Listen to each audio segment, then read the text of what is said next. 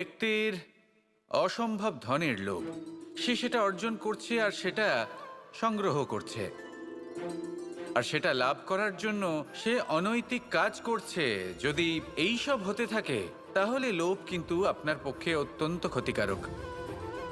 কিন্তু যদি সেই ব্যক্তি ধরুন ধন অর্জন করছেন, তার সাথে নীতিও পালন করছেন, আর সংগ্রহ করার পরে সেটা সংসারে ছড়িয়ে দিচ্ছেন, যদি এমনটা হয় তাহলে এই লোভ আপনার বন্ধু হয়ে উঠতে পারে।